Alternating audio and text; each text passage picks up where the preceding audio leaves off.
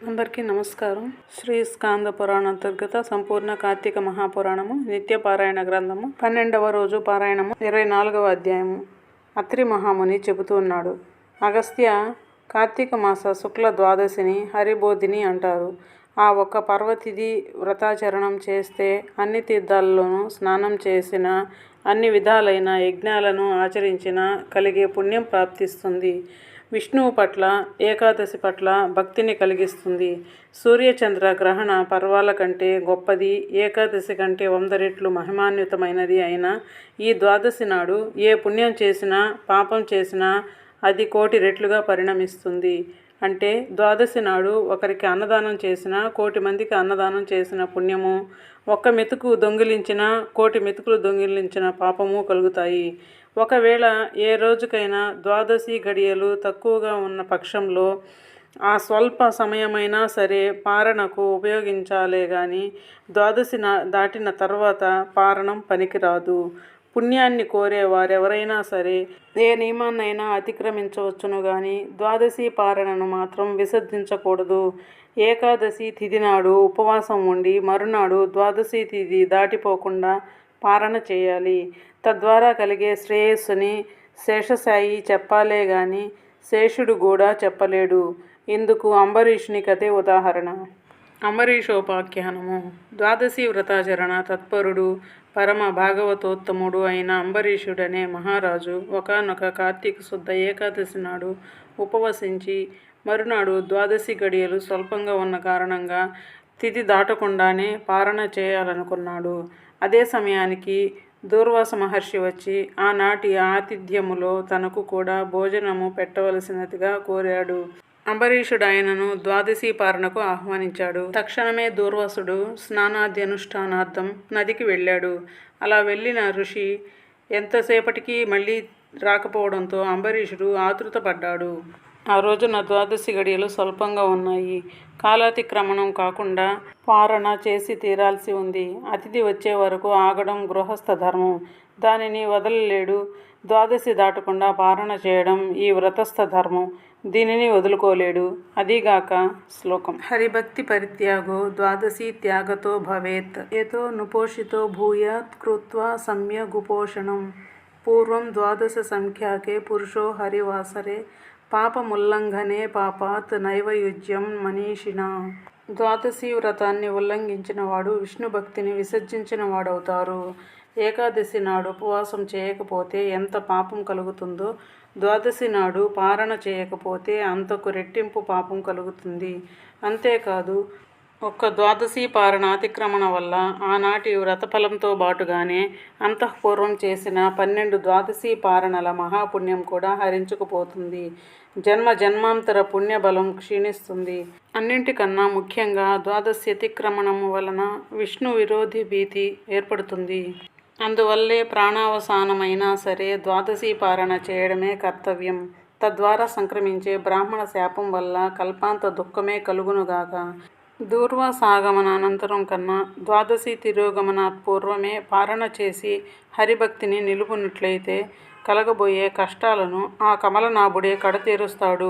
ఇలా తన మనస్సుతో ఒక నిర్ణయానికి వచ్చి కూడా ధర్మవర్తనుడైన ఆ అంబరీషుడు ద్వాదశి పారణార్థం తనను పరివేష్టించి ఉన్న వేద విధులకు తన ధర్మ సందేహాన్ని తెలియజేశాడు.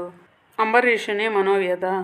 అంబరీషుని సమస్యను వినిన వేద స్వరూపులైన ఆ విప్రులు క్షణాల మీద శృతి స్మృతి శాస్త్ర పురాణాదులన్నింటినీ మననం చేసుకుని, మహారాజా, సర్వేశ్వరుడైన ఆ భగవంతుడు సమస్త జీవుల యందున జఠరాగ్ని రూపంలో ప్రక్షిప్తమై ఉంటున్నాడు. ఆ జఠరాగ్ని ప్రాణవాయువు చేత ప్రజ్వలింప చేయబడటం వలనే జీవులకు ఆకలి కలుగుతుంది.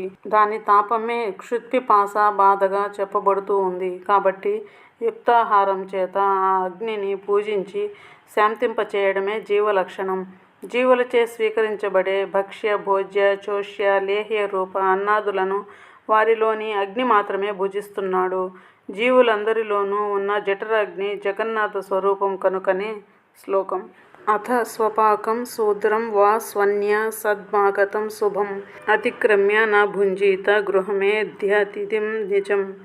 తన ఇంటికి వచ్చినవాడు శూద్రుడైనా చండాలుడైనా సరే ఆ అతిథిని వదిలి గృహస్థు భోజనం చేయకూడదు. అటువంటి స్థితిలో బ్రాహ్మణుడే అతిథిగా వస్తే అతనిని విసర్జించడం అధమాధమని వేరే చెప్పనక్కర్లేదు కదా. పైగా తనచే స్వయంగా పిలువబడిన బ్రాహ్మణుని కంటే ముందుగా తానే భోజనం చేయడం బ్రాహ్మణావమానమే అవుతుంది. భూసుర అవమానం వలన ఆయుష్, ఐశ్వర్యం, కీర్తి, ధర్మం నశించిపోతాయి. మనస్సంకల్పాలు సైతం తిరోహితాలైపోతాయి. బ్రాహ్మణుడు సర్వదేవతా స్వరూపుడుగా చెప్పబడి ఉండటం వలన బ్రాహ్మణావమానం సర్వదేవతలను అవమానించడంతో సమానమవుతుంది.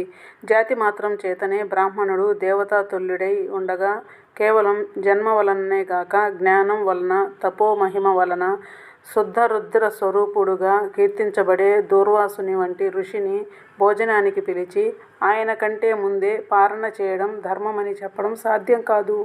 కోపిష్ఠి అయిన ఆ ఋషి శపిస్తాడనే భయాన్ని పక్కకు నెట్టి చూసిన శ్లోకం. వయం నా నిశ్చయం క్వాపి గచ్చామో నరపుంగవ తథాపి ప్రథమం విప్రాద్ భోజనం న ప్రకీర్తితం. బ్రాహ్మణ అతిథి కంటే ముందుగా భుజించడం కీర్తికరమైనది మాత్రం కాదు.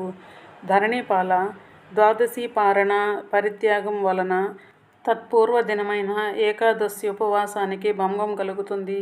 ఆ ఏకాదశి వ్రతభంగానికి ప్రాయశ్చిత్తమనేదే లేదు. ఇట్లు బ్రాహ్మణాతిథి నతిక్రమించడం వలన కలిగే విప్రపరాభవానికి కూడా విరుగుడు లేదు. రెండూ సమతూకంలోనే ఉన్నాయి. 24వ అధ్యాయం సమాప్తం. 25వ అధ్యాయము విప్రుల ధర్మబోధ. అంబరీష, పురాకర్మానుసారి అయి నీకిప్పుడు రెండు పక్కల నుంచి కంఠపాశ రజ్జువుల ధర్మ సంకటం ప్రాప్తించింది. దుర్వాసుడు వచ్చే వరకు ఆగాలో లేదా ద్వాదశి గడియలు దాటకుండా పారణ చేయాలో ఏది నిశ్చయించి చెప్పడానికి. శ్లోకం. స్వబుద్ధ్యాతు సమాలోక్య కురుత్వం తవ నిశ్చయం. మేము అశక్తులమైపోతున్నాం కాబట్టి ఆత్మబుద్ధి సుఖం చేయవా అనే సూత్రం వలన భారం భగవంతుడి మీద పెట్టి నీ బుద్ధికి తోచిన దాన్ని నువ్వు ఆచరించు అన్నారు బ్రాహ్మణులు. ఆ మాటలు వినగానే అంబరీషుడు, ఓ బ్రాహ్మణులారా, బ్రాహ్మణ శాపం కన్నా విష్ణు భక్తిని విడిచిపెట్టడమే ఎక్కువ కష్టంగా భావిస్తున్నాను. శ్లోకం. కర్తృం సాధ్యం యథాకాలం ద్వాదశ్యద్భిస్తు పారయేత్ కృతావకాశ వత్పశ్చాత్ భుం జీత్యేత్యపరే జగుః అనే శృత్యర్థ బోధన ప్రమాణం చేత ప్రస్తుతం నేను కాసిని మంచినీళ్లను త్రాగుతాను. అందువల్ల అతిథి కంటే ముందు అన్నం తినిన దోషం రాదు. ద్వాదశి గడియలు దాటకుండా ఆహారం తీసుకున్న పారణ ఫలితము ఉంటుంది. ఇందువలన దూర్వాసుడు కోపించి శపించే అవకాశము ఉండదు. నా జన్మాంతర పాపము నశిస్తుంది. ఇదే నా నిర్ణయం అన్నాడు. అలా అంటూ వారి ఎదుటనే రవ్వంత జలపానం చేశాడు. నోటి దగ్గరి నీటి పాత్రనింకా నేల మీద పెట్టనైనా లేదు. అదే సమయంలో అక్కడ అడుగు పెట్టాడు దూర్వాసుడు. చేతిలో జలపాత్రతో ఉన్న రాజును చూడగానే జరిగిందేమిటో గ్రహించేశాడు. చూపులతోనే కాల్చేస్తాడా అన్నట్లు చురా చూశాడు. మాటలతోనే మారణ హోమం చేస్తాడా అన్నట్లు రే దురహంకార పూరిత రాజాధమా, అతిథినైన నేను లేకుండానే ద్వాదశి పారణ చేస్తావా? శ్లోకం. అస్నాత్వాతు మలం భుంక్తే ఆదత్వాఘంతు కేవలం యో నిమంత్రిత అతిథి పూర్వం మోహాత్ భుంక్తే తతోత్తమః. మలాసి సతు విజ్ఞేయ క్రిమివిష్టాగతో యథా భుంజతే తేత్వఘం పాపాయే పచం త్యాత్మకారణాత్ అతిథ్యర్థం చ పక్వం ఏ భుంజతే తే త్వగాదగం. స్నానం చేయకుండా భోజనమును చేసేవాడు మలభోజి అవుతాడు. పరునికి పెట్టకుండా తానొక్కడే తినేవాడు పాపభోక్త అవుతాడు. తానాహ్వానించిన అతిథికి పెట్టకుండా ముందుగా తనే భోజనమును చేసేవాడు అశుద్ధంలో పురుగు వలె మలాసియే అవుతాడు. పక్వమైనది కానీ, ఫలం కానీ, పత్రం కానీ, నీళ్లు కానీ భోజనార్థంగా భావించి సేవించినదేదైనా సరే అన్నంతో సమానమే అవుతుంది. అందువలన నీ చేత అంగీకృతుడనైన అతిథిని నేను రాకుండానే నాకంటే ముందుగా అన్న ప్రతినిధిగా జలపారణము చేశావు. బ్రాహ్మణ తిరస్కారివైన నువ్వు బ్రాహ్మణ ప్రియుడైన విష్ణువునకు భక్తుడెలా అవుతావు? యథా పురోధసన్స్వస్య మద మోహాన్ మహీపతే. నీ పురోహితుడు చెప్పినట్లు కాకుండా మరో విధంగా ఆచరించే మదమోహితుడిలా ప్రవర్తించావు నువ్వు అన్నాడు దుర్వాసుడు. ఆ ఆగ్రహానికి భయకంపితుడైన అంబరీషుడు దోసిలి నొగ్గిన వాడై, మునీంద్ర, నేను పాపినే, పరమ నీచుడనే, అయినా నిన్ను శరణు కోరుతున్నాను. నేను క్షత్రియుడను గనుక ఏ అభిజాత్యహంకారము వల్లనూ తప్పునే చేశాను. కానీ నువ్వు బ్రాహ్మణుడవైన కారణంగా శాంతాన్ని వహించు, నన్ను రక్షించు. నీ వంటి గొప్ప ఋషులు తప్ప మమ్మల్ని ఉద్ధరించే వాళ్ళెవరుంటారు అంటూ అతని పాదాల మీద పడి ప్రార్థించాడు. అయినా సరే ఆ దూర్వాసుని కోపం తగ్గలేదు. మణిమకుటాన్ని ధరించే ఆ అయోధ్యాపతి శిరస్సును తన ఎడమ కాలితో తన్నివేశాడు. రవంతా ఎడంగా వెళ్ళి ఎవరికైనా కోపం వచ్చినప్పుడు ప్రార్థిస్తే వాళ్ళు శాంతులవుతారు. కానీ నేను అలాంటి వాడిని కాను. నాకు కోపం వస్తే శాపం పెట్టకుండా ఉండను. చేపగాను, తాబేలుగాను, పందిగాను, మరుగుజ్జువానిగాను, వికృతమైన ముఖం కలవానిగాను, క్రూరుడైన బ్రాహ్మణునిగాను, జ్ఞానశూన్యుడైన క్షత్రియునిగాను, అధికారం లేని క్షత్రియునిగాను, దురాచార భూయిష్టమైన పాషండ మార్గవేదిగాను, నిర్దయపూర్వక బ్రాహ్మణ హింసకుడువైన బ్రాహ్మణునిగాను 10 జన్మల గర్భ నరకాలను అనుభవించు అని శపించాడు. ఈ ఫోటో దూర్వాసుడు అంబరీషుని శపించుట. అప్పటికే బ్రాహ్మణ శాప భయంతో అవాక్కై ఉన్నాడు అంబరీషుడు. అయినా అతని ఆంతర్యంలో సుస్థితుడై ఉన్న శ్రీ మహావిష్ణువు కల్పాంతరకాల లోక కళ్యాణార్థము బ్రాహ్మణ వాక్యాన్ని తిరస్కరించకూడదనే తన వ్రతం వల్ల ఆ 10 జన్మల శాపాన్ని తానే భరించదలచి గృహ్ణామి అని ఊరుకున్నాడు. ఇన్ని శాపాలిస్తే గృహ్ణామి అంటాడేమిటి రాజు? వీనికింకా పెద్ద శాపం ఇవ్వాలి అని మరోసారి నోరు తెరవబోయాడు దూర్వాసుడు. కానీ సర్వజ్ఞుడైన శ్రీహరి దూర్వాసుడి నోట ఇంకో శాపం వెలువడకుండానే భక్తుడైన అంబరీషుని రక్షణార్థంగా తన ఆయుధమైన సుదర్శనాన్ని వినియోగించడంతో అక్కడి పూజాస్థానంలో ఉన్న యంత్రాన్ని ఆవహించి జగదేక శరణ్యము, జగదేక భీకరము అయిన సుదర్శన చక్రము రివ్వున దూర్వాసుని వంకగా కదిలింది. అచేతనాలైన పూజిత సంజ్ఞలలోంచి జడమైన విష్ణు చక్రము దివ్యకాంతి ప్రభాశోభితమై తన వంకగా కదిలి రావడాన్ని చూడగానే దూర్వాసుడు త్రుళ్ళిపడ్డాడు. ఆ చక్రానికి చిక్కకూడదని భూచక్రమంతా కూడా క్షణాల మీద పరిభ్రమించాడు. అయినా సుదర్శనం అతగాడిని తరుముతూనే ఉంది. భీతావహుడైన ఆ దూర్వాసుడు వశిష్ఠాది బ్రహ్మర్షులని, ఇంద్రాది అష్టదిక్పాలకులని, చిట్ట చివరికి శివ బ్రహ్మలని కూడా శరణు కోరాడు. కానీ అతని వెనకనే విహ్వల మహాగ్ని జ్వాలాయుతంగా వస్తున్న విష్ణు చక్రాన్ని చూసి ఎవరికి వారే తప్పుకున్నారే తప్ప విడిచి తెగించి ఎవరూ అభయాన్నియ్యలేదు. 25వ అధ్యాయం సమాప్తం. 26వ అధ్యాయము. ఈ విధంగా ప్రాణభీతుడైన దూర్వాసుడు సంభవిత లోకాలన్నీ సంచరించి చిట్ట చివరగా చక్రపాణి అయిన విష్ణువు లోకాన్ని చేరాడు. హే బ్రాహ్మణ ప్రియ, మాధవ, మధుసూదన, కోటి సూర్యులతో సమానమైన కాంతిని, వేడిని కలిగిన నీ సుదర్శన చక్రం నన్ను చంపడానికై వస్తూ ఉంది. బ్రాహ్మణ పాదముద్ర సుశోభిత మహోరస్కుడువైన నీవే నన్ను ఆపద నుంచి కాపాడాలి అని ఘోషిస్తూ సర్వేశ్వరుడైన ఆ శ్రీహరినే శరణు కోరాడు. విలాసంగా నవ్వాడు విష్ణువు. దూర్వాస, ప్రపంచానికి నేను దైవాన్నైనా నాకు మాత్రం బ్రాహ్మణులే దైవాలు. కానీ నువ్వు సద్బ్రాహ్మణుడవు, రుద్రాంశ సంభూతుడవు అయి ఉండి కూడా అంబరీషుణ్ణి అకారణముగా శపించావు. పారణకు వస్తానని చెప్పి స్నానార్థమై వెళ్ళి నువ్వు సకాలానికి చేరుకోలేదు. ఆలస్యంగా రాదలుచుకున్న వాడివి. నీ కోసం ఎదురు చూడకుండా 12 గడియలు గతించిపోకుండా పారణ చేయడానికి అనుమతినైనా ఇయ్యలేదు.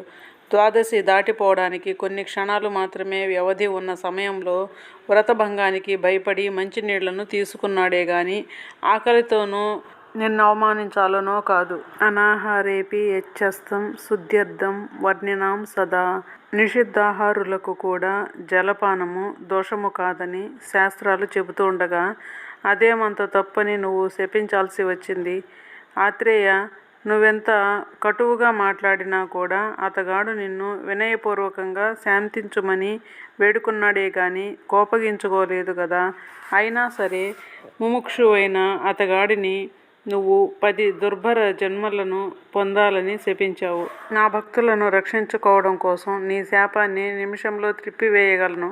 కానీ బ్రాహ్మణ వాక్యము వట్టిపోయిందనే లోకాపవాదము నీకు కలగకుండా ఉండడం కోసం ఆ భక్తుని హృదయములో చేరి నీ శాపాన్ని సవినయముగా స్వీకరించిన వాడిని, నీ శాపాన్ని అంగీకరిస్తూ గృహ్ణామి అన్నవాడిని నేనే గాని ఆ అంబరీషుడు మాత్రం కాదు. అతనికి నీవిచ్చిన శాపం సంగతే తెలియదు. ఋషిప్రభు, నీ శాపం ప్రకారంగానే ఈ కల్పాంతాన దుష్టుడైన శంఖాసురుణ్ణి సంహరించేందుకు, శిష్యుడైన మనువును ఉద్ధరించేందుకు మహామత్స్యంగా అవతరిస్తాను. దేవదానవులు క్షీరసాగరాన్ని మదించే వేళ మందరగిరిని మూపున ధరించడానికి కుదురుగా ఉండేందుకు గాను కూర్మావతారుడనవుతాను. భూమిని ఉద్ధరించేందుకు, హిరణ్యాక్షుణ్ణి చంపేందుకు వరాహాన్నవుతాను. హిరణ్యకశిపుణ్ణి సంహరించడం కోసం వికృతాననంగల నరసింహ రూపావతార ధారుడినవుతాను. సర్వదేవతా సంరక్షణ కోసం ధర్మబలుడైన కూడా దానవుడు గనుక బలి అనే వాడిని శిక్షించేందుకు వామనుడనవుతాను. త్రేతాయుగమున జమదగ్నికి కుమారుడిగా పుట్టి సాయుధ బ్రాహ్మణుడనై దుర్మదులైన రాజులను దొళ్ళగొడతాను. రావణ సంహారార్థమై ఆత్మజ్ఞాన శూన్యుడైన, అంటే నేనే భగవంతుడనే దానిని మర్చిపోయిన మాయా మానుష విగ్రహుడైన దశరథమునిగా అవతరిస్తాను. ద్వాపరంలో జ్ఞానిని బలవంతుడను అయి ఉండి కూడా రాజ్యాధికారం లేకుండా రాజుకు తమ్మునిగా కృష్ణునిగా జన్మిస్తాను. కలియుగ ఆరంభాన పాపమోహము కొరకు పాషండ మత ప్రచారకుడనై బుద్ధుడనే పేరున పుడతాను. ఆ యుగాంతాన శత్రుఘాతుకుడైన బ్రాహ్మణునిగా ప్రభవిస్తాను. దూర్వాస, నా ఈ దశావతారాలను, ఆయా అవతారాలలోని లీలలను ఎవరు వినినా, చదివినా, తెలుసుకున్నా వారి పాపాలు పటాపంచలవుతాయి. దూర్వాసుడు విష్ణువును శరణు కోరుట. శ్రీహరిహితబోధ. శ్లోకం. ధర్మ నానావిధ వేదే విస్తృత నరజన్మనాం దేశకాల వయోవస్థ వర్ణాశ్రమ విభాగశ. దేశ, కాల, వయో, వస్థలను బట్టి వర్ణాశ్రమాలను అనుసరించి ధర్మము అనేక విధాలుగా వేదముచే ప్రవచించబడింది.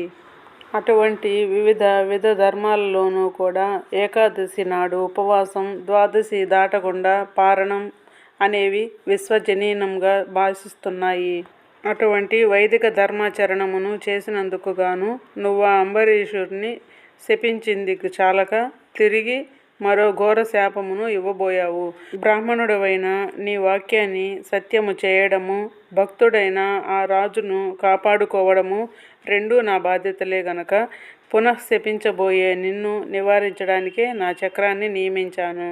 26వ అధ్యాయము 12వ నాటి పారాయణము సమాప్తము. ధన్యవాదములు.